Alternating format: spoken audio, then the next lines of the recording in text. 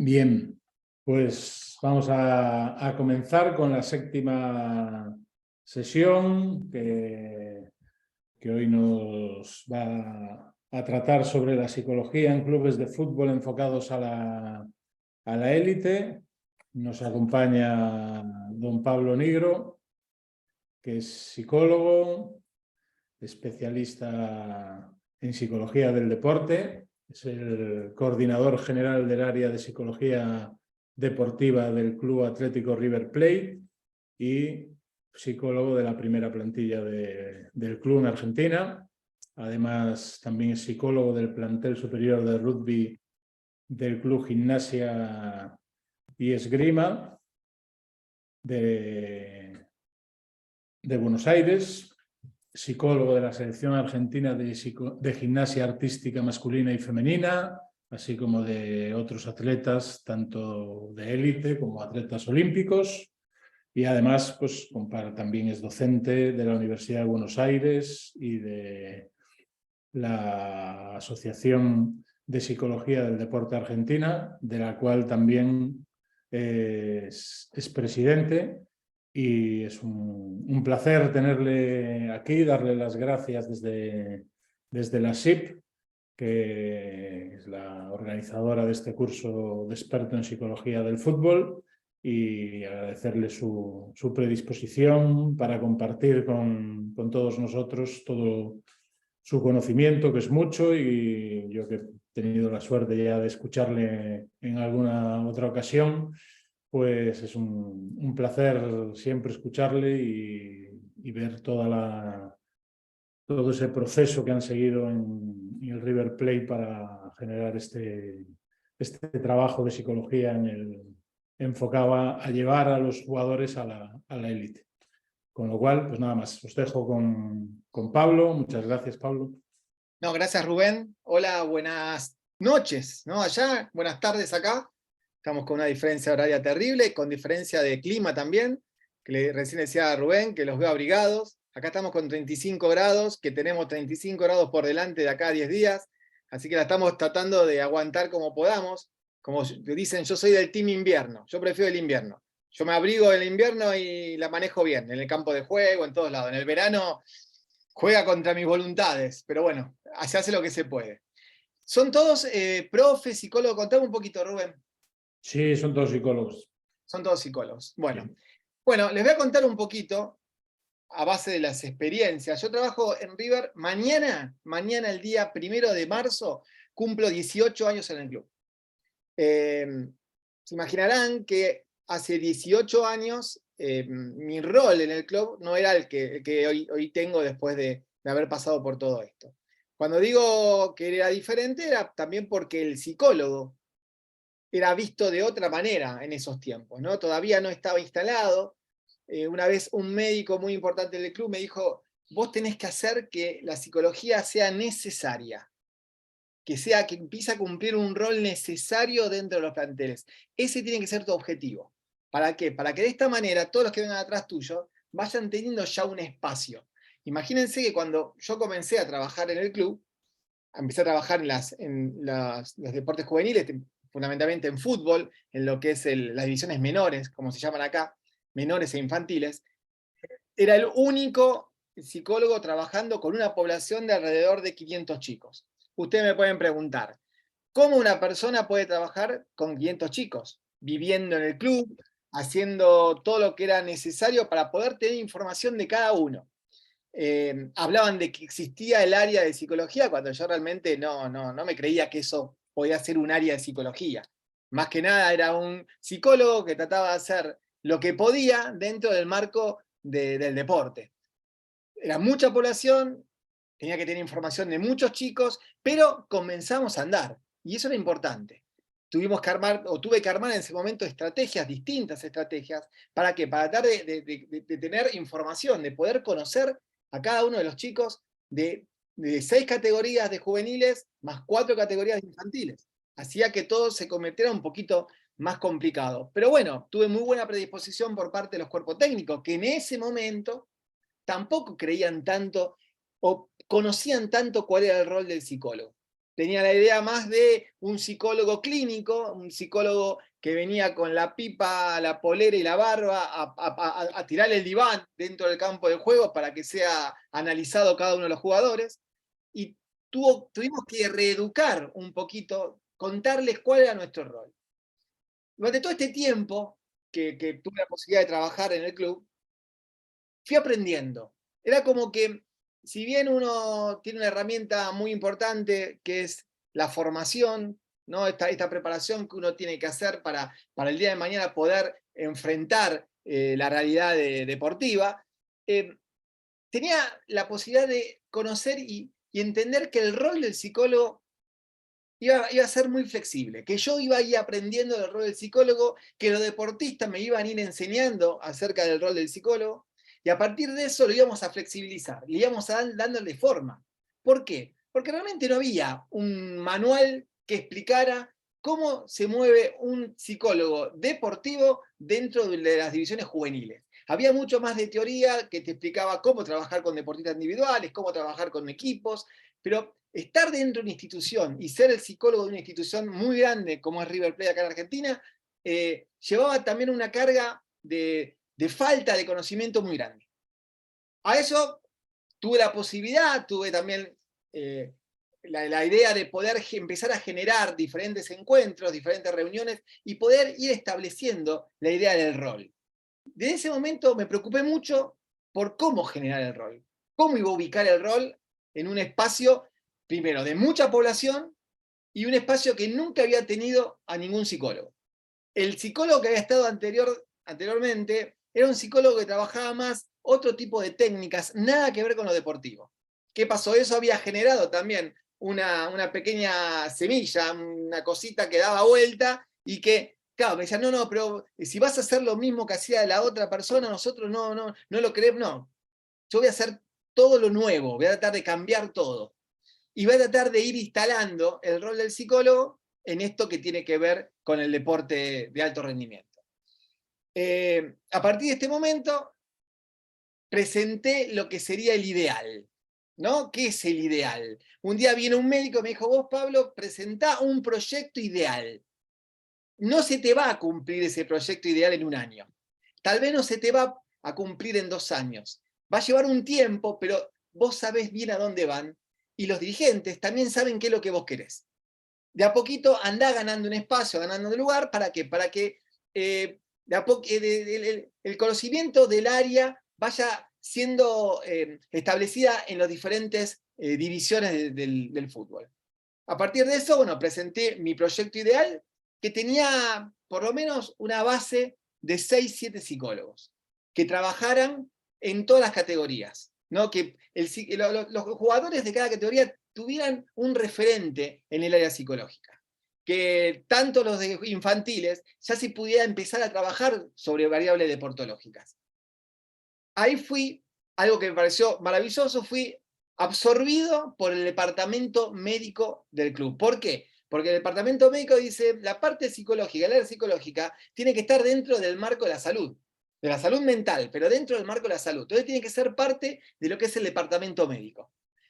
Al instalarme dentro del departamento médico, empecé a tener otras herramientas. Y por sobre todo, pude empezar a hacer una labor interdisciplinaria que me servía mucho para obtener información y trabajar junto a las disciplinas como la nutrición, la kinesiología, la parte médica, y empezamos a elaborar estrategias en conjunto para trabajar sobre las diferentes situaciones que se nos iban presentando. Eso a mí me dio la posibilidad de decir, bueno, quiero seguir proyectándome mi proyecto ideal y poder ir sumando gente. Fuimos sumando gente porque empezó a existir la necesidad del psicólogo en la categoría. Una vez un médico me dijo, acá no buscaban psicólogo cuando no había.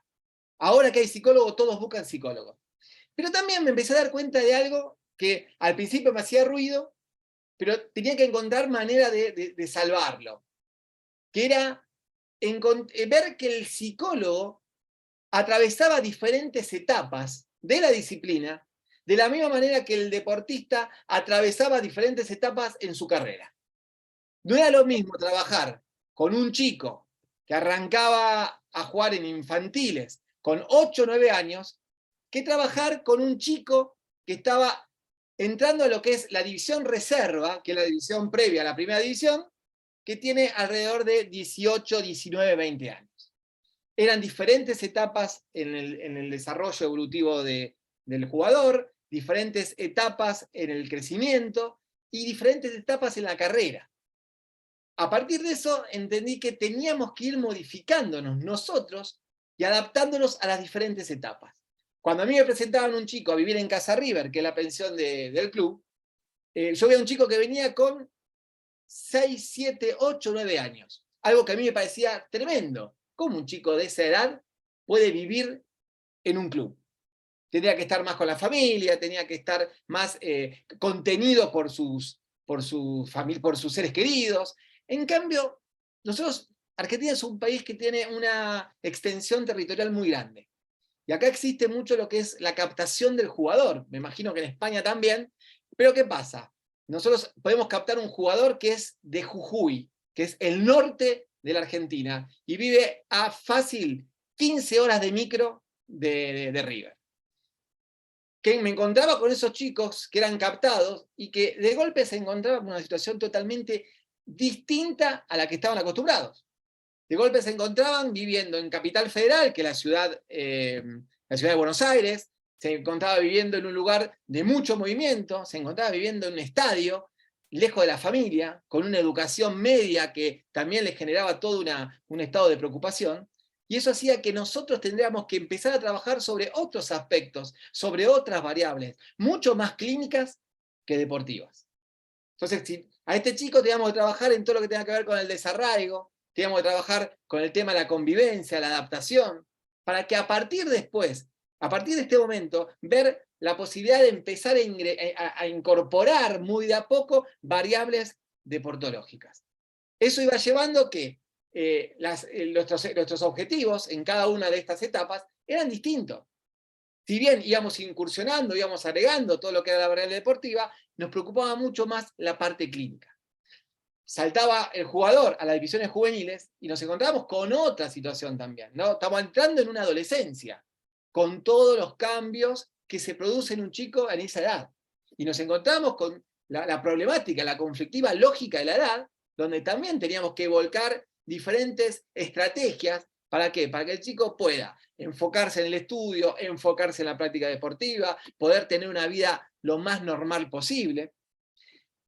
Eso nos permitía también trabajar en el aspecto clínico e ir incorporando ya mayor cantidad de variables deportológicas para ir preparando y hacer lo que nosotros llamamos la formación integral. Trabajar en la formación integral. Voy a pasar de paso así, porque yo arranco a hablar y después me olvido de pasarles el power. A ver, acá no lo encuentro el power. A ver, denme un segundito. Denme un segundito que achico esto. Abro esto.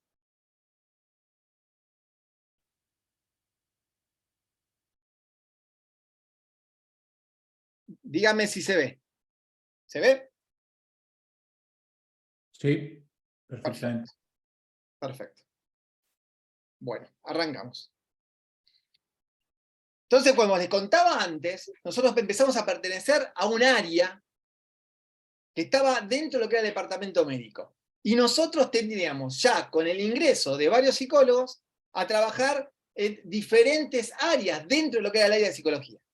En un club que tiene fútbol como primer deporte, el deporte rey, y tiene 40 deportes federados. Cuando yo entro, el equipo entra a ser parte del departamento médico, el departamento médico dice, bueno, está bien, está buenísimo que ustedes pertenezcan al área de la salud, pero si ustedes trabajan para fútbol, también tienen que trabajar para deportes federados. Entonces separamos, ya con el ingreso de 5 psicólogos especializados en deporte, a trabajar en 3 categorías. Una que era fútbol infanto-juvenil, categorías, acuérdense como les dije antes, de 4ª división a 9ª, las 4 de infantiles, y Casa River, que es la pensión de jugadores de fútbol. Fútbol profesional, que es la reserva más la 1ª división, que en ese momento era solamente un atisbo de trabajo, era como acercarnos fundamentalmente para adaptar a los chicos de juveniles que subían a la 1ª, y se empezaron a ir agregándole funciones que lo vamos a ver después. Y por último, los que son deportes federados, donde se teníamos que hacer seguimientos individuales y grupales a demanda. ¿Por qué a demanda? Porque si estamos hablando de 45 deportes federados, imagínense la cantidad de población con la cual tenemos que trabajar. Entonces, se armó un protocolo de atención donde las demandas generaban que se podía trabajar con el deportista. Seguimos. Como les comentaba antes, nosotros lo que buscamos fue la formación integral. Trabajar en el desarrollo psíquico del deportista para que cuando llegue a la etapa de la primera división, reserva, esté preparado tanto en lo deportivo, tanto en la táctica, tanto en lo físico, como en la parte mental. Siendo la parte mental ese plus que le va a permitir al jugador adaptarse, que le va a permitir al jugador poder sostenerse en una primera división. Nosotros en los últimos 8 años y medio pudieron subir de juveniles a inferiores 50 jugadores. Debutaron 50 jugadores que se formaron en el club. De esos 50 jugadores, las 50 están jugando. Están jugando en diferentes mercados. Hay muchos jugando en España, otros jugando en Inglaterra, otros jugando en Estados Unidos, y así un montón de los 50 jugadores viviendo del fútbol. Teníamos que reconocer, ¿por qué? Porque había que también explicar cómo era el desarrollo de la estrategia que nosotros habíamos presentado en su momento a los dirigentes, y teníamos que marcarle también que nosotros entramos a trabajar en una disciplina que era diferente al encuadre clínico. Ya estábamos como en la reeducación de nuestro rol para que también lo entendieran los dirigentes, los cuerpos técnicos y las diferentes disciplinas del deporte. Entonces, las diferencias eran claras con lo clínico. Nosotros teníamos un encuadre diferente, utilizábamos espacios que nosotros mismos generábamos, creábamos, teníamos un rol mucho más activo. Nosotros muchas veces vamos a buscar al deportista, no esperamos que el deportista venga.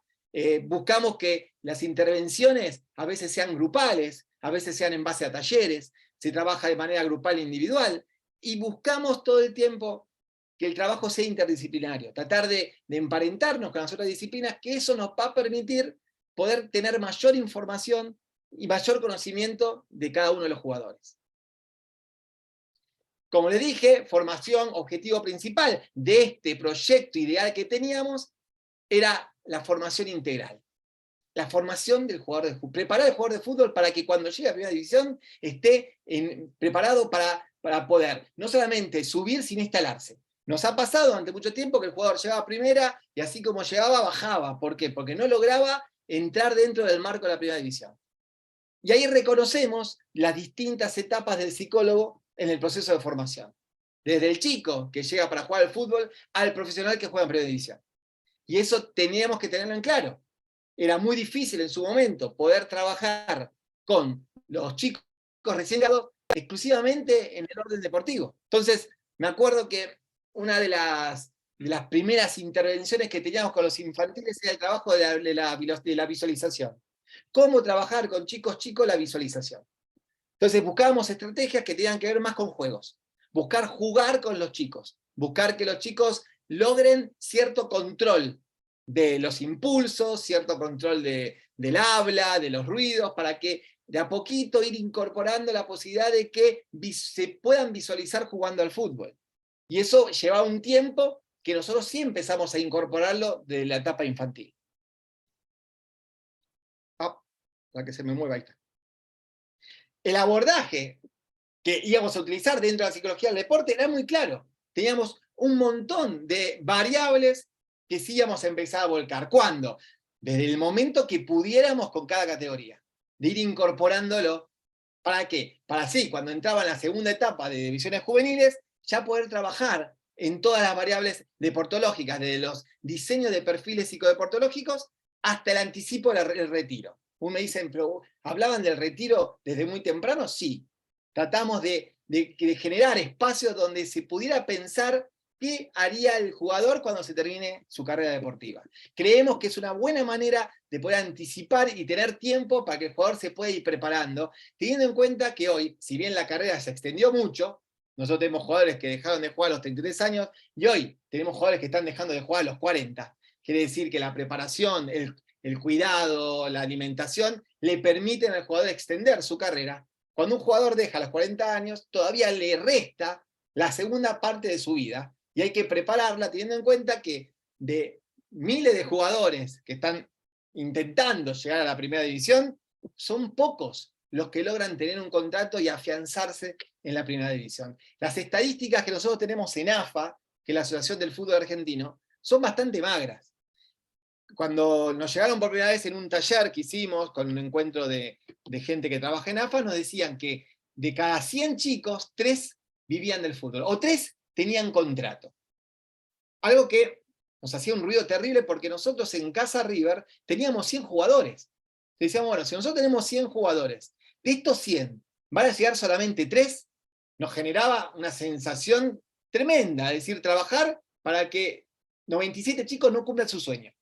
A partir de eso nos juntamos con gente del CONICET, que es un centro de investigación muy importante acá en Argentina, porque a mí me daba la duda de pensar de que la mayoría de los chicos que habían hecho su formación en River vivían del fútbol. Que no habían llegado a la primera división de River, pero vivían del fútbol. Desde ahí hicimos un trabajo de investigación de 10 años. Hicimos 10 años de jugadores de River, desde que se formaron, desde infantiles hasta la primera división, y que no hayan llegado a primera, que hayan llegado a jugar en reserva o en cuarta división. Nos dio una alegría el resultado final muy, muy grande, porque nos dio que del 100%, el 84% vivía del fútbol. O sea que de 10 años de jugadores, el 84% vivía del fútbol. Algunos habían llegado a la primera, otros habían ido en cuarta, quinta división, otros habían llegado hasta la reserva, pero todos los que se habían formado de una manera mayoritariamente en River, tenían la posibilidad de vivir del fútbol, que era cumplir el sueño, que era la primera meta que nosotros establecíamos en la vida de los chicos en el orden deportivo. Y en la planificación general que nosotros teníamos que presentar, fíjense que teníamos una planificación gigante, donde trabajamos con los entrenadores, con los jugadores, con el equipo, con el apoyo del cuerpo técnico, nos metíamos en lo personal, en lo deportivo. Fíjense que acá en la fleta dice los jugadores, nos preocupamos por lo personal. Y ahí empezamos a modificar ciertas etiquetas de lo que era nuestro trabajo en el marco del deporte. ¿Por qué? Nosotros en Argentina, yo soy presidente de la Asociación de Psicología del Deporte Argentina. Y nosotros tenemos el posgrado más importante del país. Es una asociación nacional, donde tenemos el posgrado del país. Y nuestro posgrado, que al principio fue un curso introductorio, era de Psicología del Deporte. De Psicología del Deporte. Al encontrarnos con estos cambios que estaba produciendo, nosotros teníamos que trabajar muchas veces de la herramienta más importante que tenemos, que es la de ser psicólogos. Yo considero que nuestra herramienta de ser psicólogos es la más importante, y cuando nos formamos de psicólogos del deporte, incorporamos todas las variables deportológicas que nos permitan a nosotros poder conocer y trabajar sobre la conducta de los deportistas, estamos trasladando la psicología al ámbito deportivo. No nos quedamos solamente con esa mirada del psicólogo del deporte, que se preocupa exclusivamente por el resultado deportivo. Nos preocupamos por la persona que se convierte en deportista y que la unión de las dos hacen que el deportista pueda llegar a competir de la mejor manera posible y de esta manera llegar al resultado deportivo. Entonces ahí cambiamos nuestra mirada. Hoy el posgrado ya no es más de psicología del deporte. Que este año, para colmo, hemos batido todos los récords de inscriptos. Es algo que yo no sé si fue el Dibu que dijo que va el psicólogo, y acá en Argentina nos pusimos contentos y ahora todos los psicólogos quieren trabajar en el deporte, pero hoy tenemos una cantidad de inscriptos impresionantes que van a estudiar ¿qué? El posgrado de psicología aplicada al deporte y la actividad física. Ahí es un cambio. Uno dice, bueno, pero más o menos es lo mismo. Sí, es lo mismo, pero con una mirada diferente. Una vez yo trabajé durante 2 periodos olímpicos con una atleta olímpica. Y cuando terminó su retiro, bueno, nunca más volví a tener espacio de consultorio con ella. al año y pico del retiro me llama por teléfono el papá para preguntarme si existía la posibilidad de conseguir a un psicólogo clínico para que trabaje con ella. A lo que le dije, sí, no hay ningún problema, pero ¿por qué? Dice, no, porque ella trabajó 10 años con vos y dice que no encuentra un psicólogo con el vínculo que tenía con vos. Yo le digo, ¿y por qué no me llama a mí para que la atienda yo? Porque no, vos sos psicólogo deportivo. Digo, no, yo soy psicólogo que trabajo en el deporte, que me especialicé en el deporte, pero soy psicólogo. Entonces, eso hizo que, claro, vos podés atenderla, obvio que la puedo atender. Y es el día de hoy que la sigo atendiendo. Pero eso que pasó me hizo mucho ruido, porque me encontré en una situación distinta. Decir, bueno, pará, ¿cómo me están viendo? Como un psicólogo que trabajo en el deporte y que no me importa la persona, sino que me importa el resultado. Ahí hizo otro cambio mental, otro pensamiento distinto, que fue, ¿qué le pido yo al deportista? ¿Cuál es mi objetivo cuando me siento a hablar con el deportista? ¿Qué es lo que yo quiero que él haga? Bueno, hay una parte que controla y otra parte que no controla. Entonces, yo quiero trabajar para que todo lo que él pueda controlar, lo pueda aplicar en el partido, en el deporte que haga. Y que toda la parte de talento, de ejecución, de destreza deportiva, que a veces uno arranca de una manera y termina de otra, o no se levantó en el mejor día, y no, bueno, que todo eso, que a veces no es tan controlable, se puede apoyar de lo que sí es controlable. Entonces, cuando yo le pido a un deportista competir, es prepararme durante toda la semana, en todos los aspectos, para estar al 100% y poder dar el 100% de mí en cada competencia. La otra vez le preguntaba, estaba hablando con los chicos de la categoría de reserva y le decía, para ustedes, Julián Álvarez hizo un gran mundial, a lo que todos me contestaron, sí, un mundial espectacular. Bueno, yo a Julián Álvarez lo conozco de los 10 años y le he visto hacer cosas espectaculares. Vos me preguntás a mí, ¿jugó un mundial espectacular Julián? No. Deportivamente, como de destreza deportiva, Julián no tuvo un gran mundial. Pero, ¿con qué lo compensó? Con una gran actitud, que era lo que él podía hacer en el momento. Es presionar, estar en el lugar indicado, correr, tratar de generar espacios. Eso que él sí podía controlar, lo pudo hacer en todos los partidos. En todos los partidos no resignó ni un poquito de ese esfuerzo. Después lo otro, también, bueno, tuvo la fortuna en una jugada, pero estuvo bien ubicado para definir.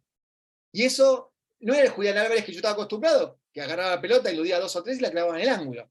Pero eso es cuando él entra en un estado de confianza. Imagínense que Julián llegó con 20 años y con muy pocos partidos en la selección nacional y terminó siendo titular. ¿A base de qué? De lo que él tenía controlado, que era su actitud, su temperamento, su dedicación y estar al 100% físicamente para poder dar lo mejor de él.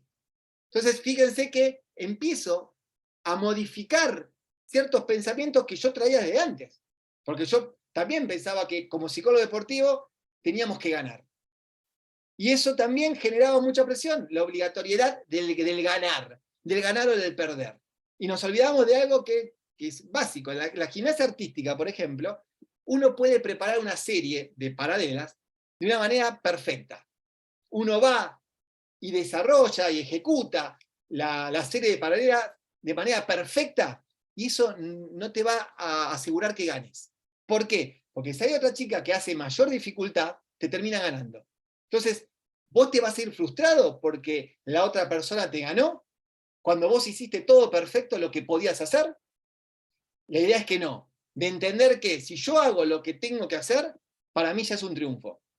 Después, el resultado deportivo se juegan otras variables que no puedo controlar. ¿Alguna pregunta, chicos? ¿Venimos bien? Pablo, Sí. ¿qué tal? Rafa Morales de Tijuana, México. ¿Cómo andas, Rafa? ¿Todo bien? Bien, bien.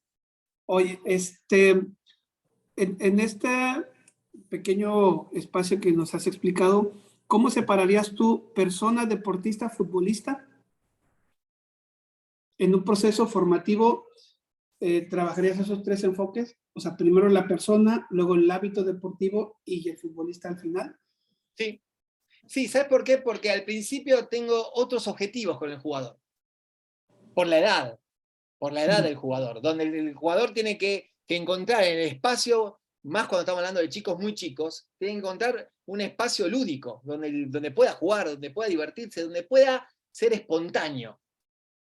Y a partir de ese momento, con el crecimiento y las sucesivas etapas, ir incorporando las variables deportológicas, que van a ser importantes. Y también el conocimiento que yo tenga con el jugador me va a permitir a mí poder detectar ciertas cosas que van a ser de un beneficio para su rendimiento deportivo. Pero al principio yo no puedo agarrar a un chico de 9 años y decir, bueno, vamos a trabajar sobre la concentración. Cuando el chico todavía no está pensando más en querer volverse a la casa porque extraña que en pensar en el partido que viene. Entonces, tratamos de observar, tratar de ser muy minuciosos en la observación de cada jugador. Sabemos que hay una subjetividad muy grande y nos encontramos con jugadores que a lo mejor tienen ya un desarrollo psíquico gigante comparado a otros, y ahí sí podemos volcar ciertas variables. Pero la preparación integral arranca del chico, de la persona, de la conflictiva de la persona, de la situación con las emociones que está atravesando la persona, hasta el momento de la primera división, donde el jugador tiene que estar preparado para jugar ante 83.000 personas y que el foco no se le vaya de lo que es el partido. ¿Me entendés, Rafa? Sí, muchas gracias, Pablo. No, por favor. Roberto. Hola, profe, la verdad, saludos de México, Hola, Ciudad de bueno, muchas México. gracias, igualmente. Conforme lo que decía Rafa, en este aspecto creo que también se tiene que reforzar con los entrenadores, ¿no? Porque muchas veces se olvidan de la persona de la etapa formativa y quieren que el niño llegue a una etapa competitiva ya siendo un máster en la etapa deportiva. Mi pregunta es, ¿cómo es la replanteación con el entrenador de primero trabaja la persona para que después venga el ámbito deportivo, para que adquiera esta destreza y estos valores, ¿no? Lo que decís vos es maravilloso. Yo tuve la posibilidad de conocer en diferentes partes del mundo cómo van formando a los jugadores, ¿no? Y lo que tenemos en Argentina es que somos un país exportador de jugadores, entonces necesitamos sacar jugadores. Los clubes viven de la formación de jugadores, ¿no? Y eso lleva a que uno muchas veces se apure en la formación. Hay jugadores a los 16 años no pueden jugar en una primera división, no está preparado psíquicamente para afrontar eso. Pero como es bueno jugando al fútbol y hay un cierto grado de inconsciencia, lo llevamos. Yo creo que la etapa formativa es lo que te da seguridad en la vida adulta del jugador. Pero para eso es necesario tener mucha claridad de qué es la etapa formativa. La otra vez estaba hablando con De Michelis, que es el técnico de River, que él me contaba un poquito cómo era la experiencia en el Bayern Múnich, en Alemania. Ellos no compiten hasta cierta edad. Son encuentros. No utilizan la camiseta del Bayern hasta los 14 años. Son detalles formativos. ¿Por qué no utilizan la camiseta? Para que los chicos no tengan el peso de tener que representar esa camiseta y juegan con otra que es de las fuerzas básicas. No compite hasta cierta edad, ¿por qué? Porque les permiten a ellos no tener la tensión del resultado. Entonces, cuando en Argentina voy a otros deportes, como por ejemplo el rugby, el básquet, el handball, se utilizan otro tipo de estrategias de formación. Por ejemplo, en el rugby no hay competencia hasta los 15 años.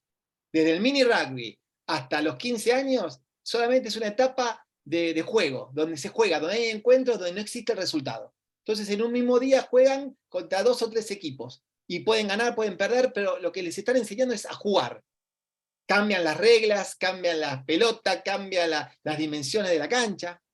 Y eso hace que el jugador se vaya adaptando de a poco a cada una de las reglas nuevas. En el básquet lo mismo, en el handball lo mismo. ¿Qué pasa en el fútbol?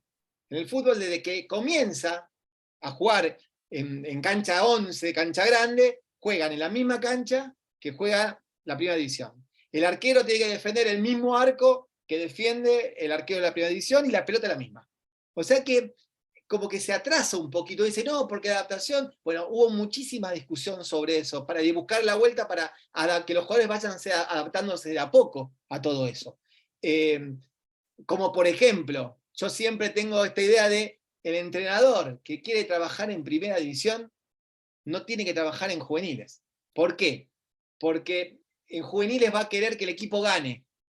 Y no sé si me entienden. Está bueno ganar. Pero no es el principal objetivo, ¿no?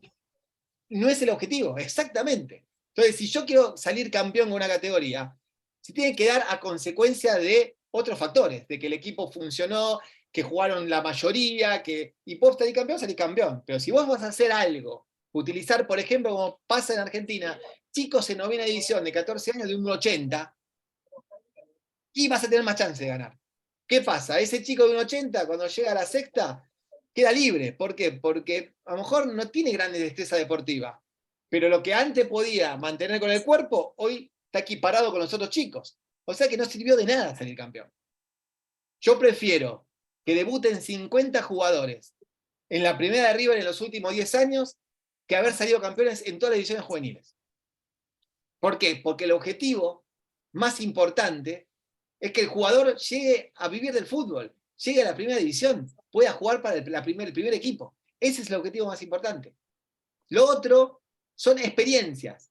¿Es mejor ganar porque se acostumbra a ganar el jugador? Sí, es mejor ganar porque se acostumbra a ganar, pero nosotros tuvimos 2 jugadores acá que deben conocer, Saviola y D'Alessandro, ¿no?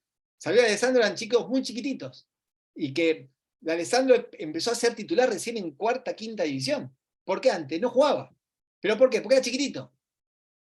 Entonces, si vos decís, no, a este pibe no lo voy a tener en cuenta, ¿por qué? Porque es chiquitito, te estabas perdiendo un D'Alessandro. Entonces hay que saber esperar a los jugadores, el conocimiento, por eso yo le doy mucho valor a los captadores, a los maestros. Nosotros acá en el fútbol argentino tenemos esta mirada de los maestros. Los maestros son los que saben, los que conocen, los que enseñan. ¿Hay muchos maestros? No, pero son maestros. Entonces hay que darle lugar a los maestros. Más allá de las nuevas tecnologías, más allá de las nuevas disciplinas, hay algo que es muy artesanal, que es el maestro observando al jugador. Después estamos nosotros para prepararlo y para darle mayor cantidad de herramientas para que ese jugador sea espectacular. Pero primero el maestro observando al jugador. Bueno, ¿alguna pregunta? Obed. Sí, buenas tardes.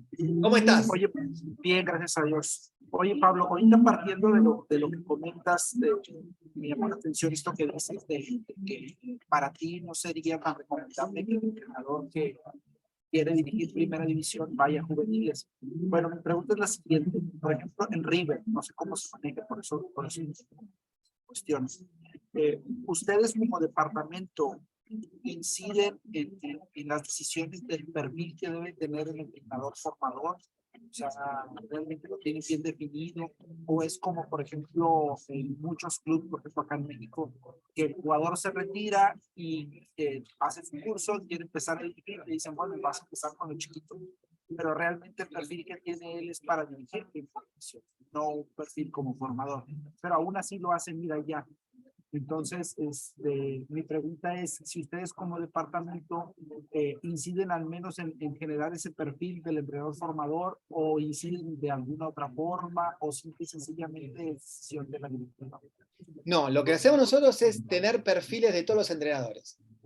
Y cuando llega el momento, se habla mucho con lo que es el coordinador, donde nosotros damos nuestra opinión, no designamos, pero damos nuestra opinión de qué jugador o qué técnico se adapta más a cada categoría.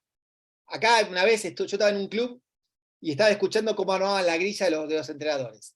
Y decían, bueno, este que tiene mucha experiencia que vaya a la cuarta, que es la categoría previa a la reserva.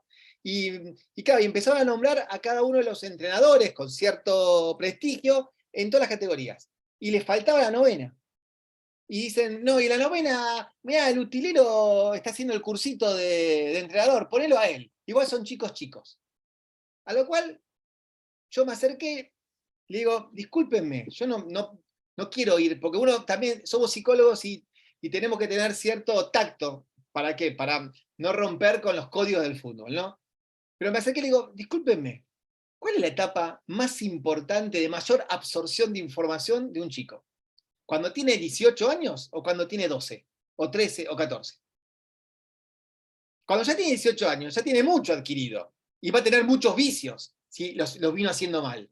Entonces yo me preocupo más por la etapa formativa, un chico de de 14 años, de 13 años, de 15, que está absorbiendo muchas cosas, por que el chico grande, que ya a lo mejor tiene vicios que no va a poder cambiar.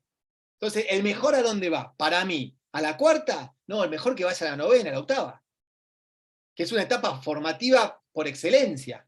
Ahí estamos con un montón de esponjas que absorben todo lo que uno le va diciendo. Ahí cuando les enseñás a cabecear, les enseñás a pegarle con las dos piernas, les enseñás los movimientos, los que son los relevos, el control dirigido. Pero eso lo haces cuando el chico llega a cuarta división o reserva, ya todo eso lo tiene que tener totalmente incorporado. ¿Me entienden? Entonces, ¿cuál es el mejor profe? El mejor profe que vaya a trabajar con los chicos, si realmente está preparado. Pero después están los que te dicen, no, yo la verdad que con los chicos no me encuentro, no me siento cómodo. Bárbaro. Sos bueno, pero te gusta trabajar con los grandes, trabajá con los grandes.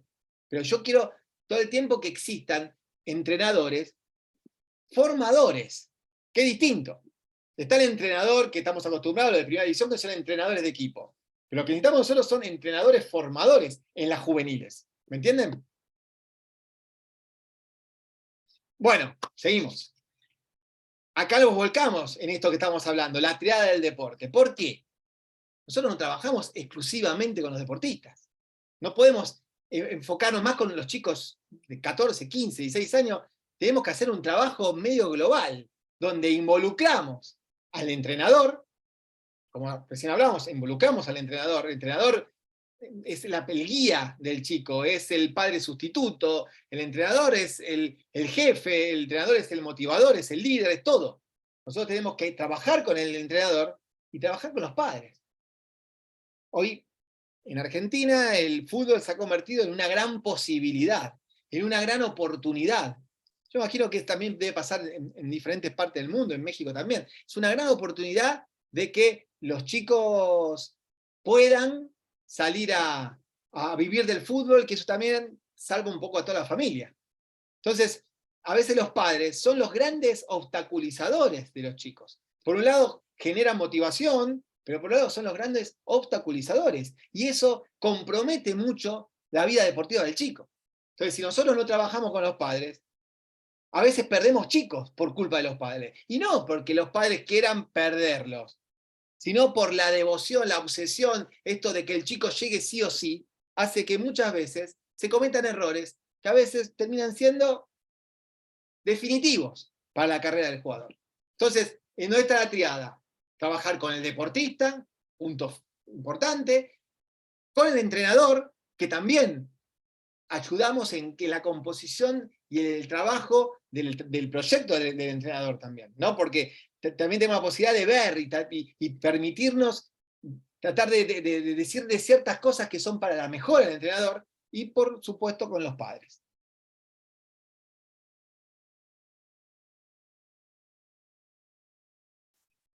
Como le decía, fútbol infanto-juvenil. Hay algo que lo vamos a tener que tener muy claro, ¿no? Nosotros, a diferencia de lo que es el psicólogo clínico, que tiene un espacio, que trabaja tanto tiempo por semana, donde el vínculo es transferencial, pasa por otro lado, acá nosotros trabajamos con un vínculo muy cercano con los deportistas, con un vínculo diario con los deportistas, donde tiene que haber una muy buena relación en base a la confianza. Eso a nosotros nos va a servir desde el momento que el chico llega hasta que el chico es vendido. ¿Por qué? Porque nosotros perdemos ese espacio de confianza y perdemos todo. Nosotros es como que construimos algo. Si hay algo que metemos la pata, que se llega a generar algo que genere falta de confianza, se nos cae todo el castillo. Entonces, trabajamos en base al vínculo, a la existencia del vínculo y a una relación basada en la confianza. Y trabajamos de manera interdisciplinaria. Ahora nos vamos a ir para el deporte, al fútbol, el profesional. Este que ven acá es una foto de todas las disciplinas, el cuerpo técnico, los ayudantes, los administrativos que trabajan en un equipo profesional. Cuando yo veo esta foto y veo la foto de los jugadores, digo, somos más nosotros que los jugadores. Fíjense la cantidad de personas que trabajan para que un equipo de primera división se acerque a sus objetivos. Entonces estamos los psicólogos, están los nutricionistas, están los cuerpos técnicos, están los administrativos, están los ayudantes, de todo. ¿Todo esto para qué? Para que el proyecto tenga las ruedas necesarias para avanzar. Y formar un buen grupo. Esta frase a mí me encanta, si quieren se las regalo, la guardan para siempre, y cuando tengan que hablar con un equipo, anoten esta frase. ¿Conocen a esta persona? Sí, ¿no? Vos, Rubén, lo conocés de memoria, no me digas que no. Este es nuestro querido Phil Jackson, tal vez el ganador más grande en la historia de la NBA, porque ganó con los Philadelphia como jugador, ganó con los Chicago Bulls en la época de Jordan. Tenemos, si no lo vieron, véanlo, El último baile en Netflix, que es algo, para nosotros los psicólogos, es como una joya de la psicología. Y después ganó con los Lakers, con Shaquille O'Neal y con Kobe Bryant. Y él tenía el concepto zen, ¿no? De esta frase oriental que decía: como gota de lluvia, mi deseo es ser parte del río. Ahí es cuando nosotros incorporamos el concepto de trabajo en equipo siempre. Trabajo en equipo siempre, en cada categoría, en cada cuerpo interdisciplinario, en cada área, trabajo de equipo. Intercambiar información, aprender del otro, entender qué es lo que necesitan, armar estrategias en conjunto. Como gota de lluvia, si caigo en cualquier lado, desaparezco. Si caigo en el río, formo parte de algo mucho más grande. Generar acciones que fomenten el trabajo, la identificación y la pertenencia. Fíjense, si ven esta foto, ¿oyeron hablar de Enzo Fernández? Que ahora es el jugador más caro de la historia. Bueno, Enzo Fernández es el tercero empezando de la derecha. ¿Lo ven? No sé si se ve mi cursor. ¿Se ve mi cursor? Bueno, este que está acá, el tercero arrancando a la derecha, es Enzo Fernández cuando estaba en categoría de reserva. ¿Lo ven? Sí, se ve. Y a ver si está... Bueno, hay muchos jugadores de primera división acá dando vueltas, pero no lo veo a Julián, porque Julián también pertenecía a esta camada. Pero bueno. Ahora voy a dejar esto, un minutito, y voy a pasar a... Esperen que cierro acá. Esta es la parte tecnológica que menos domino. Pero cierro acá y voy a tratar de mostrarles esto. Bueno, espera, vamos para atrás. Ahí está. Cuando a mí me convocaron para trabajar en la primera división, ya habíamos armado el área de psicología, pero en la primera división habíamos tenido yo había tenido algún acercamiento, más que nada para trabajar con deportistas juveniles. Entonces lo que les voy a comentar ahora es cómo fue todo el proyecto con la conducción de Marcelo Gallardo, que fue un proyecto muy valioso en la historia del club, no solamente por haber logrado 14 títulos, que eso siempre lleva a la gloria, ¿no? La idea de equipo, ¿no? El que gana es el mejor. Yo no tengo ese concepto, pero tener 14 títulos y haber logrado el afianzamiento de las distintas disciplinas dentro del marco de primera división hace que para mí sea un ciclo único y que nos permite a todos poder entender que fue el estado ideal de trabajo, ¿no? El estado ideal de trabajo. Situación contextual de esa época, estamos hablando del año 2014. En el año 2014 River hacía muy poquitos años, se había ido al descenso, había vuelto, un club que estaba recién surgiendo desde las cenizas, muy golpeado, pero con una nueva estructura dirigencial que estaba tratando de volver al concepto de un River grande, un River gigante que podía volver a ser lo que era. River vuelve a ser River, era como si fuese el eslogan de aquella época. Ahí sí soy citado, yo venía de trabajar ya con otros técnicos, pero ahí soy citado, en ese momento estaba Ramón Díaz, donde me suben al plantel principal, ¿para qué? Para lograr trabajar con los jugadores que venían, con los lesionados y los que no jugaban. El concepto era ese, trabajar con los jugadores que vienen de inferiores, con los lesionados y con los que no juegan. Es como se incorpora dentro de lo que es la plantilla de fútbol profesional la idea del psicólogo deportivo. Primera etapa, la vamos a separar en 3 etapas. Primera etapa, estamos hablando con el técnico de Ramón Díaz, como le decía, adaptación de los juveniles, rehabilitación de lesionados, trabajo con suplentes. Como dijo Rubén, acá la pifié. Me salió un tildecito al lado de la U. Yo no podía trabajar con el equipo entero. Tenía que trabajar con lo que el médico del primer equipo me pedía. Mi línea con el cuerpo técnico era el médico. Yo no hablaba con el entrenador, hablaba con el cuerpo técnico. De ahí puedo realizar la primera pretemporada que se hace en la ciudad de Tandil, donde todos estaban mirando para el costado diciendo, hay un psicólogo. ¿Qué es un psicólogo? Reeducación del rol, tratar de acercarme, de poder evaluarlo, de evaluarlos a cada uno, de que me conozcan. Era un trabajo que se arrancaba de cero. Esta es la foto porque arrancamos y tenemos la suerte, podemos decirlo, porque a veces se trabaja muy bien y la pelota pega en el palo y sale, y a veces se trabaja igual y la pelota pega en el palo y entra. Entonces ahí está el tema del control deportivo, donde dice, uno hizo todo, pero bueno, hay otros factores que uno no controla. Salimos campeones, fue el primer torneo que gana River después del descenso.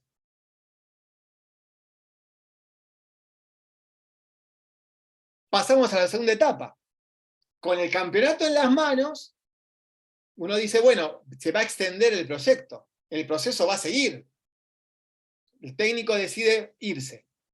Lo que deja un hueco importante. Dice, bueno, pará, a ver, ¿y ahora cómo sigue la historia? Y en lo personal también, bueno, ahora el que viene, ¿va a querer tener un psicólogo trabajando? El que viene es Marcelo Gallardo. Y Marcelo Gallardo pide tener una entrevista conmigo, donde me explica qué es lo que quiere de un psicólogo deportivo. Una entrevista que no fue de pasillo, una entrevista que duró 2 horas y media, donde charlamos de todo y le dije todo lo que yo pensaba hacer y lo que no pude hacer en su momento y lo que quería hacer ahora. A lo que él me dio vía libre para hacer todo lo que yo quisiera, ¿no? Poder evaluarlos, poder armar talleres de prevención, poder hacer trabajos de formación de equipo. Arranqué con una idea de un eslogan que sostuviera esta construcción, que sostuviera la parte mental del equipo, que era, con trabajo y humildad ganamos todos. Que todo lo iba a sostener con este eslogan. Y los objetivos eran formación de equipo, atención individual y creación del concepto de soporte. Esto es el vestuario, donde empezamos a armar diferentes acciones para que el jugador incorporase todo el tiempo el concepto. Que nosotros no éramos un equipo de estrellas. No éramos un equipo donde había 2 o 3 jugadores que eran impresionantes, que sostenían todo. No, no. Acá era un equipo humilde, que trabajaba toda la par y que empujaba todo para el mismo lado. Entonces, si juntos, con trabajo y humildad, lo ganamos todos. Y no era ganar todo, el concepto de ganar todo deportivamente, sino el ganar, el sentirse en un lugar ideal para trabajar, en un lugar cómodo, donde podía uno sacar lo mejor de cada uno.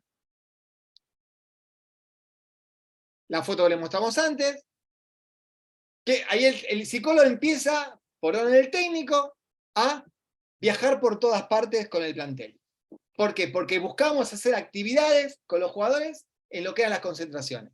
Acá podemos ver a un campeón del mundo. Acá está Guido Rodríguez, está el Piti Martínez, está Ever Balanta y está Mayada. 3 jugadores que realmente hoy por hoy lograron todo, pero hoy por hoy están todavía en la elite del fútbol mundial. Esta es una foto en Paraguay. Tenemos la posibilidad de ganar. Como les decía antes, la pelota pega en el palo, se va, la pelota pega en el palo y entra. Pero tuvimos la suerte de ganar. Y a veces la suerte va acompañada del trabajo. Yo creo que cuanto más trabajamos, como dice De Vincenzo, más suerte tenemos. Y esto nos llevó a poder viajar a Japón para jugar la Copa del Mundo contra el Barcelona. ¿Qué pasó? El mejor equipo del Barcelona nos ganó. Pero nosotros no pudimos medir contra las grandes potencias futbolísticas. Estas acciones que veníamos haciendo en el vestuario, acuérdense que el jugador todo el tiempo pueda ver los conceptos, que el jugador pueda internalizar los conceptos, para que de esta manera se sintiese parte del proyecto. Y una de las de las formas vitales que teníamos, y importantísimo, era que no había jugadores titulares, sino había jugadores suplentes. Los conceptos eran para todos igual. Cada jugador era parte de un concepto, como uno ve acá: felicidad, inteligencia, pasión, alegría. Cada uno era parte de ese concepto. Uno de estos que está acá es Pablo Aimar, que fue el ayudante de campo de Scaloni en el Campeonato Mundial. Cuerpo técnico. Cuerpo técnico. Aparece un psicólogo dentro del cuerpo técnico. Acá en Argentina eso no había pasado nunca, que aparezca un psicólogo dentro del cuerpo técnico. Ese día me acuerdo que pude dar una charla para todo el plantel en un lugar que es un lugar único, un lugar místico, que es el vestuario. El vestuario donde entran solamente los jugadores. Cuando yo pude dar esa charla, que hablamos un poco esto del concepto de las 5C del trabajo en equipo, de lo que debíamos hacer por el equipo, de correr el nosotros del yo por el nosotros, pude darla en ese lugar místico donde yo sentí que la disciplina había dado un paso gigante. Evaluamos a todos los jugadores en las diferentes pretemporadas que teníamos. Acá podemos ver a Teo Gutiérrez y a Lucas Boyé, que están jugando actualmente, uno en Colombia y otro en España. Participamos de todas las pretemporadas, donde teníamos mucho espacio de acción, porque ahí podíamos realizar un montón de acciones por el tiempo que lleva la pretemporada. Nos empezamos a incorporar y a trabajar de manera colaborativa con la gente de neurociencia, con la doctora Rossi. ¿Por qué? Porque con la doctora Rossi podíamos trabajar sobre variables distintas, pero con los mismos ejercicios. Entonces acá podemos ver cómo estamos realizando trabajos en la arena, con Fitlight, que nos permitían ver los niveles de concentración, los niveles de tensión, los niveles de velocidad, que a Sandra Rossi le servía por el lado de la neurociencia, y a mí me servían por el lado psicológico. Y trabajar acciones del trabajo en equipo, como diferentes competencias, donde después se desarrollaban charlas, donde podíamos entender un poquito cómo se desarrollaban los distintos roles dentro de un plantel profesional. Pasamos a la tercera etapa. Imagínense que el proyecto de Marcelo duró 8 años y medio. En Argentina nada había durado tanto en los últimos tiempos. 8 años y medio, estamos hablando de un proyecto largo, bien largo plazo, donde hubo muchos triunfos y también derrotas muy dolorosas, pero también el aprender de las derrotas dolorosas nos dio la posibilidad de seguir creciendo. Tercera etapa: sostener y profundizar los trabajos realizados en las etapas anteriores, o sea que seguimos con las mismas metodologías de trabajo, y empezamos a intentar una nueva ubicación del rol. Como yo viajé mucho, encontraba que me estaba mezclando mucho con lo que era el cuerpo técnico, con todo lo que era la parte futbolística, y yo necesitaba alejarme. Entonces ahí lo que busqué fue modificar mi posición dentro del plantel, tratando de alejarme un poquito más, tener menos viajes, tener algunos encuentros distintos en cuanto a los espacios de trabajo, poder alejarme para ver mejor. Siempre la línea direccional, acuérdense la primera etapa, que la línea direccional era el médico del club, acá la línea direccional era el DT. Estos son todos chicos que debutan en el plantel en un día. Esta es la concentración del club, y acá están chicos que debutaron. Dentro de estos chicos tenemos, por ejemplo, a David Martínez, que es el 6 de la primera de River hoy. Las típicas. Esta foto para mí es la más significativa. ¿Por qué es la más significativa? Porque todos estos chicos que ven acá está Julián, son todos chicos formados en River, hicieron la formación integral que yo les conté antes. Todos estos chicos arrancaron desde infantiles hasta la primera división. Y esta foto nos la sacamos en el Estadio Bernabéu el 8 de diciembre del año 2018, a un día de ganar el título más importante en la historia del club. Pero, ¿por qué digo que sea significativa? Porque estos chicos hicieron todo el proceso de formación que nosotros tenemos como objetivo. Desde, por ejemplo, el caso de Cristian, que llegó a los 9 años y estaba llegando a la primera división, como el caso de Centurión, que hoy por hoy es el arquero suplente de la primera división de River. Todos ellos se formaron, hicieron todo el proceso formativo y llegaron acá, a la cumbre, al momento más importante en la historia del club. Esta es una foto regalo, ¿no? Que es la foto de la Copa Libertadores del 2018. Acá estamos todos los que estamos en la foto anterior, más el presidente del club, disfrutando del tan ansiado premio, que fue el premio del proceso. Para mí este fue como el clic del ciclo. Después se siguieron 2 años más, pero esto fue el momento cumbre, de haber logrado una final que duró 1 mes y medio. La final contra el rival histórico de River, pero que duró 1 mes y medio por las suspensiones. Imagínense que se jugó la final de la Copa Libertadores en Madrid. Final de la Copa Libertadores de América en Madrid. Es como que si llega a jugar la Eurocopa en Buenos Aires, no tiene lógica. Bueno, estas son cosas que pasan. Bueno, sigo por acá. Sigo por acá.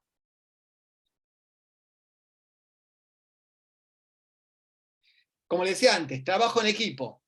Tratar de que los conceptos de las 5 C de trabajo de equipo estén siempre muy a flor de piel en cada uno de los integrantes de un plantel. La comunicación, la confianza, la coordinación, la cooperación, el compromiso. Explicarles cómo trabajan cada uno dentro de la concepción del equipo. Y me acuerdo que cuando se le hace el reportaje al técnico, que fue para mí mi Copa Libertadores, le preguntaron si él podía definir a su equipo. ¿Podés tener una definición de tu equipo? Y él dijo, mi equipo es trabajo, humildad y trabajo. Trabajo y humildad.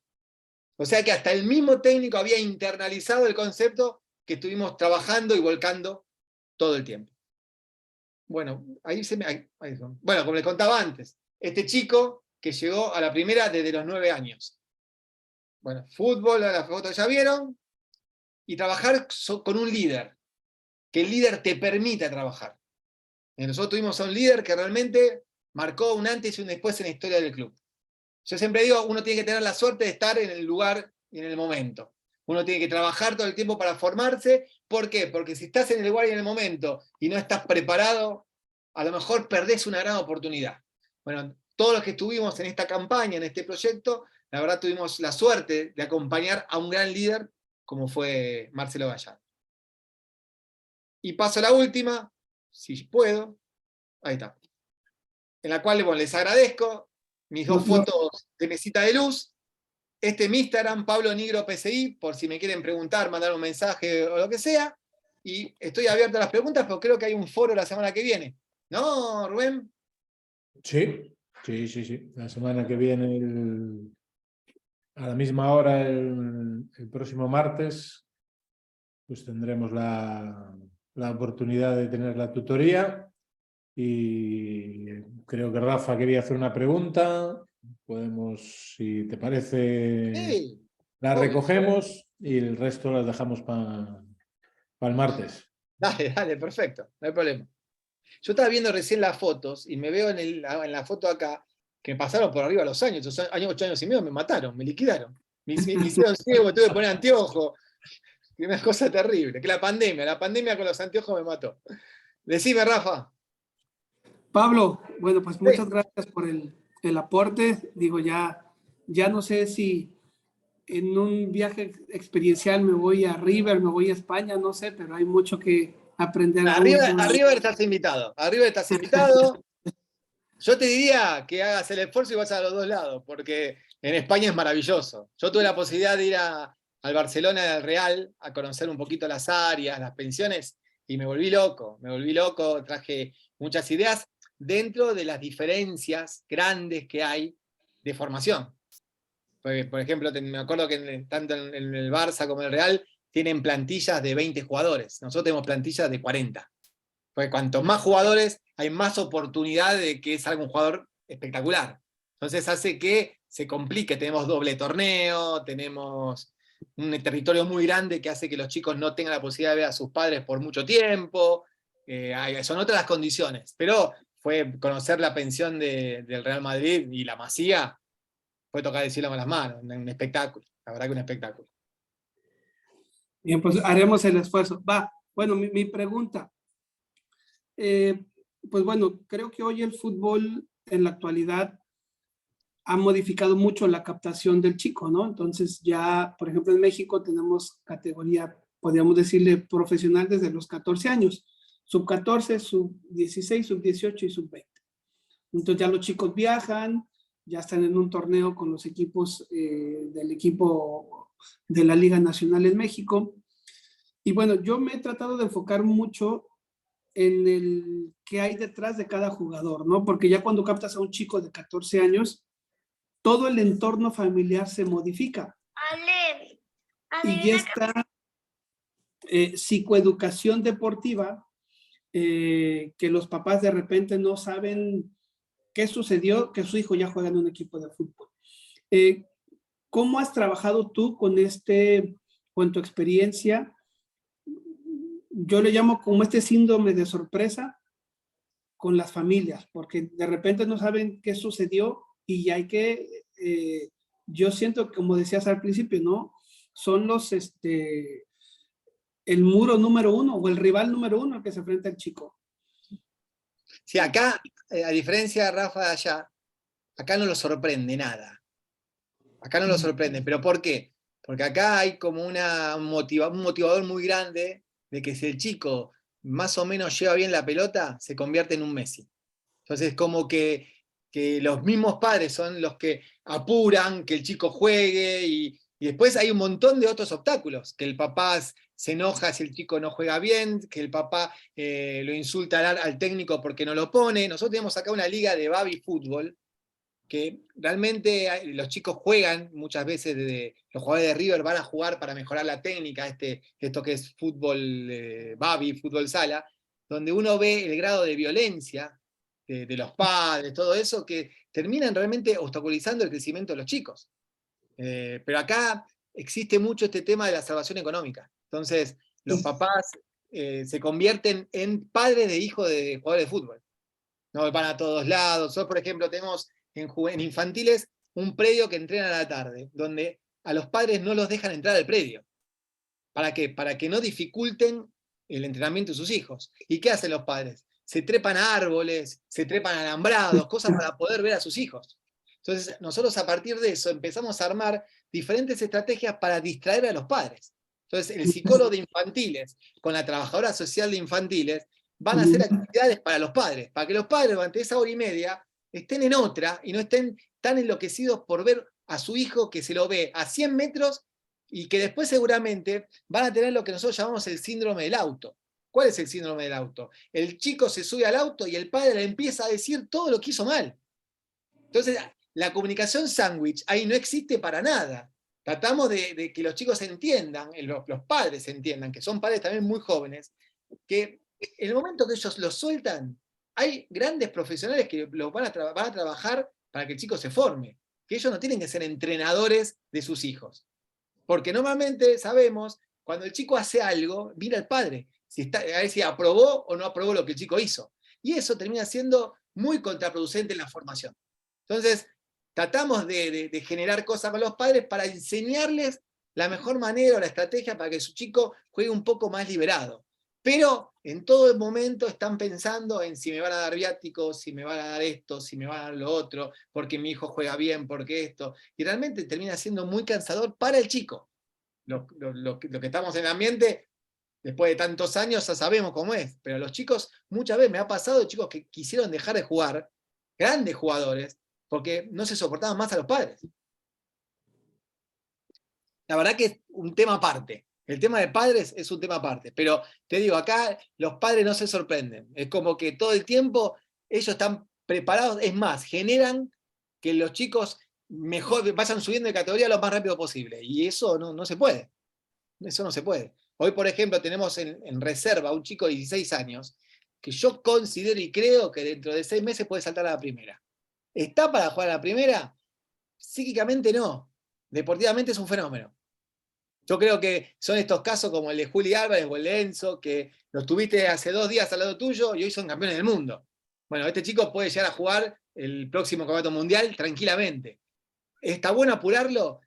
No está bueno apurarlo, pero también pensemos que esa familia vive del chico. Tiene 8 hermanos, más el papá y la mamá viven del chico.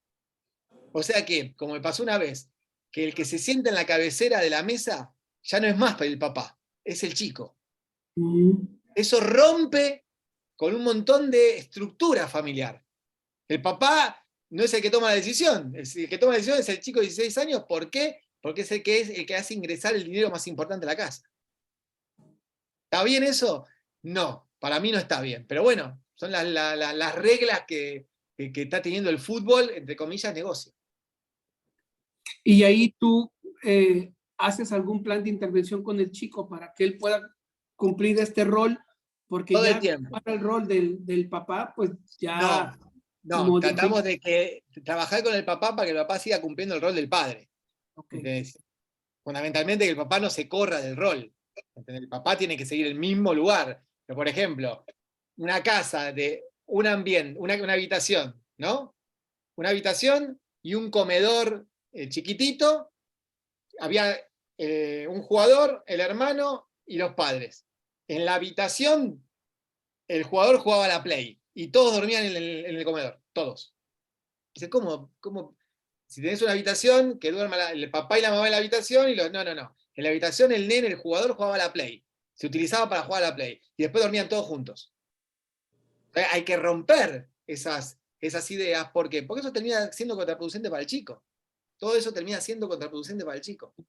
Entonces, se arman estrategias con los padres y también se lo va acompañando al chico, que vaya entendiendo. A veces ahí entra la subjetividad. ¿Por qué? Porque el chico tiene representante. Exacto. Y el que termina potenciando las demandas del chico es el representante, no es el padre. Entonces ahí se arma una gran bola que en algún momento hay que cortarla, porque yo he visto en 18 años grandes jugadores que no llegaron. Pero grandes jugadores, que decías, este pibe es un fenómeno, y no llegaba. ¿Por qué? Porque toda la estructura entre representante y familiar, todo eso lo volvió loco. Y no logró explotar. La presión le jugó en contra. Ya. Vale, muchas gracias. No, por favor, no, por esto Rafa, nos podemos quedar hablando 2 días seguidos. No, yo Este sé. tema, es tremendo. Creo que es nuestra piedrita en el talón, ¿no? Es parte, como siempre digo, los representantes son un mal necesario, por un lado. Están. A los padres tienen que ser padres. El rol de padre, que es el rol más importante, lo tienen que cumplir. No tiene que ser ni entrenador, tiene que ser padre, ni representante. Y lo más importante para el chico, que sea papá. Los nenes necesitan un padre que los acompañe. Pero bueno, estamos en eso. Y creo que tenemos trabajo para mucho. Muy bien. Muchas gracias. Isabel. Yo te conozco, Isabel. Sí. ¿Cómo Hola, andás? Pablo. ¿Cómo andás? Bien, ¿y vos? ¿Bien? Bien, che, Bien, todo todo muy bien. bien. ¿Vos tranquila? ¿Sin problema? Bien, todo bien. Te veía la cara y te conocía. Digo, yo la conozco, Isabel. Sí, Hasta que me fijé el nombre y ya eras vos. en Bueno. la misma. Pablo, te hago Sí. una consulta, ya que en este momento que están de cambio de entrenador, ¿cómo lo manejan el tema de formar parte del club y por ahí con los ingresos o los cambios de entrenadores? Vos que has tenido una etapa muy larga con Gallardo y calculo que una estructura que se afianzó bastante. Bueno, ¿cómo van haciendo el cambio, la adaptación a los nuevos entrenadores, que también son figuras fuertes? ¿Cómo Mirá, para yo tengo guiarlo la un poco? idea, viste, cuando uno habla de cómo insertarse en el ámbito profesional, y uno puede ser parte del cuerpo técnico o parte de la institución. Sí. Si vos me preguntás a mí qué es lo que más conviene, yo siempre creo que ser parte de la institución te permite mantener cierta confianza. Y es más fácil generar confianza después con 1 o 2 personas que son del cuerpo técnico que con todos los jugadores.